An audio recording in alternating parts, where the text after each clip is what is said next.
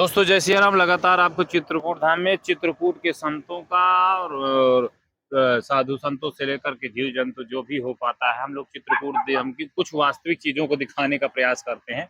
अभी रात्रि में बज रहे हैं करीब 10 और मैं इस समय चित्रकूट धाम में आरोग्य धाम में स्थित हूँ। और कुछ संत तो अभी मुझे मिले और दर्शन हुआ।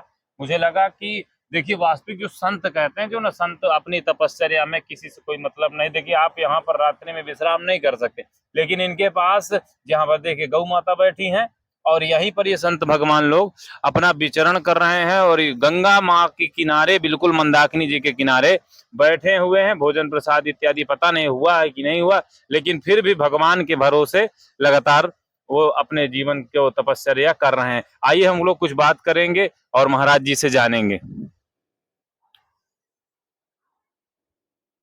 महाराज जी जय सिया राम। महाराज जी महाराज जी कहाँ से हैं आप, मैं जान सकता हूँ? और यहाँ पर लोग तो बैठने से डरते हैं आप रात्रि में, लेकिन आप यहाँ बैठ कर विश्राम ले रहे हैं बढ़िया आराम से। कब से हैं यहाँ चित्रकूट? यहाँ हो गए हमको 25-30 वर्ष। 25-30 वर्ष से? हाँ। अच्छा, यहीं पर रहते हैं आप कि अन्यत्र रहते हैं कहीं? परिक्रमा मार्ग में भी रह चुके हैं। परिक्रमा मार्ग में, इसको पास में लगा लीजिए। तो अच्छा, परिक्रमा मार्ग में तो ले आए, मैं लगा देता हूँ। तो दोस्तों जैसा कि आप सब देख पा रहे हैं, महाराज जी का चित्रकूट धाम में लगभग 25 से 30 वर्ष। 25 से 30 वर्ष, यानी कि महाराज जी 10 से 15 साल पहले और 25 वर्ष पहले की चित्रकूट की क्या स्थिति रही? क्योंकि आप तभी से साधु यहाँ संत के रूप में, या पूर्व बाद में जैसे आप संत बने कि क्या, कैसे? कम से कम 20 साल तो हो ही गए हमें संत के स्वरूप में। अच्छा, तो महाराज जी चित्रकूट का, पूर्व चित्रकूट और आज की चित्रकूट में क्या कहना चाहेंगे? मतलब पहले की स्थिति क्या थी, आज की स्थिति क्या? पहले जो था तो संत लोग जो थे भजन करते थे। हाँ। और यहाँ हर तरह से भगवान की अपना लगे रहे थे।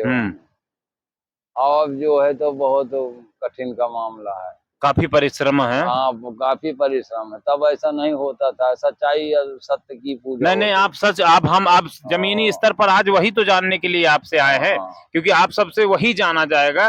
क्योंकि चित्रकूट भगवान राम की तपस्थली है और संतों और साधु और बंदरों का ही प्रधान क्षेत्र है ये। और यहाँ पहले से भी संत लोग रहे। जी जी जी, ऐसे ऋषि लोग रहे सब। हाँ हाँ हाँ हाँ हाँ। भगवान तो राम बाद में आए हैं यहाँ। जी जी जी, और संत सब पहले से, गंगा जी भी पहले से मंदाकिनी है। सही सही सही सही। और उन्हीं के आधार पे आज सब कोई टंगा है, उन्हीं का नाम ले रहा है। तपोभूम है ये जी, तो इसी में सब कोई पड़ा है। अच्छा, अपना अपना जो कुछ हो रहा है तो गंगा मैया के किनारे अपना भजन पूजा हुआ, जो कुछ प्रसाद मिला अपना पाए, नहत्ती पत्ती खा के साधु लोग भजन अपना करते। अच्छा अच्छा अच्छा। कभी कभी ऐसा भी भूखे भी रहना पड़ता होगा? और ये जंगल है यहाँ। हाँ हाँ। और नहीं जाते तो अपना व्रत हुआ, पत्ती खाया, कैसे भी रहे हैं। जी जी। कभी ऐसा नहीं हो कि ये संत के स्वरूप में है और बड़ा ही कष्टमय जैसे पल व्यतीत किया हो, तो कुछ ऐसी मतलब हो जाना अपने मन में, जैसे एक ग्लानि गुस्सा आ जाना, नहीं हम लोग जैसे गुस्सा करते हैं, उस पर आपने मतलब कभी कोई ऐसी कोई स्थिति संत के स्वरूप में? क्योंकि बड़ा ही कठिन परिश्रम है चित्रकूट में। है, कुछ ऐसे लोग हैं कि साधुओं को परेशान करते हैं। जी जी जी, तो दुखी हो जाते हैं साधु लोग। फिर भी भगवान के पूजा में अपना लगे हैं किसी तरह से। अब यही कठिनता है कि जमीन में सोना, कभी भोजन लेना, कभी ऐसे पड़े रहना।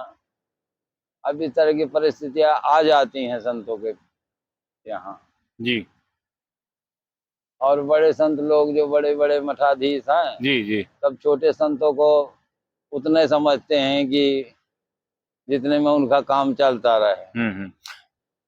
सही कह रहे हैं। अच्छा देखिए, संतों को और महंतों को, आश्रम की सुंदरता, संतों, साधु और गौशाला, गुरु गुरु हाँ। गाय विद्यार्थी हाँ। इन्हीं से होती है। हाँ, यही सत्य है। यही सब। क्योंकि हम जब किसी चीज को, आश्रम की जो स्वरूप है वो ऋषियों से है, बटुकों से है, हाँ, गायों से है। हाँ, ये एक सुंदरता, ये सब उसके सुंदरता, अंग है। हाँ, यही सत्य है ना। यही सत्य है। और उसी के लिए लगातार लोग कहते भी हैं कि भाई हम आश्रम चला रहे हैं, विद्यालय चला रहे हैं, हाँ, गुरुकुल चला रहे हैं, हाँ, नाम संतों उन्हीं का, का है ना। हाँ, तो मुझे लगता है कि अब संतों को अगर यहाँ आश्रमों में अगर कष्ट है तो यह एक दुखद विषय है।